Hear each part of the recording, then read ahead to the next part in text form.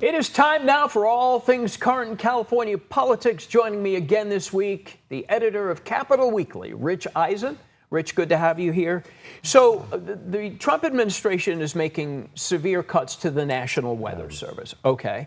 We're in the midst of wildfire season. How critical is this, and what impact is that going to have on our state?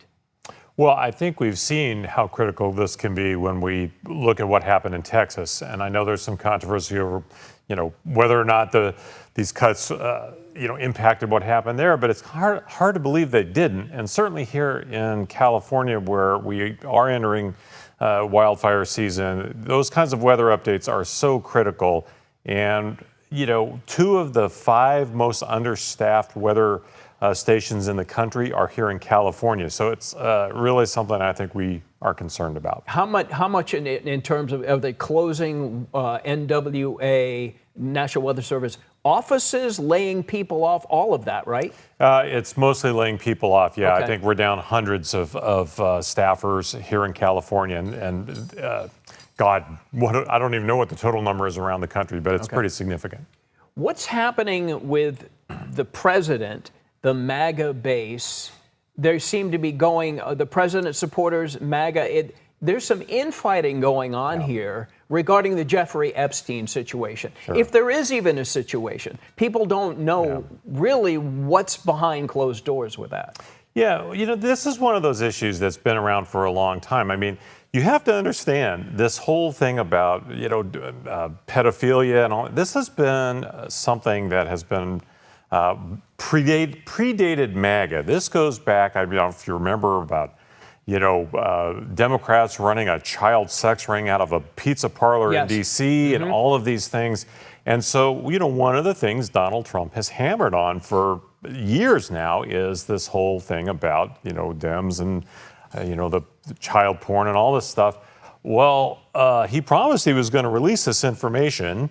That hasn't happened. And now, of course, he's trying to deny that he ever even knew Jeffrey Epstein, which is kind of part of the Trump playbook. They do have history. They have history. And so I think a lot of his base really was counting on him, because I think they thought it was going to reveal a lot of bad stuff about people like the Clintons. And clearly now it seems like maybe Donald Trump might be hiding something of his own. Well, that you would think, since he just released it, right? Yeah. You would think possibly, and it's been said, that maybe he's mentioned in this. Yeah. And it'd be smart of him to not release this. Yeah, I mean, it's bad politics to not get in front of things. That's the whole thing. See, as we learned from Nixon many years ago, the crime is bad, the cover-up is the thing that gets you. And so this would be one of those times, maybe.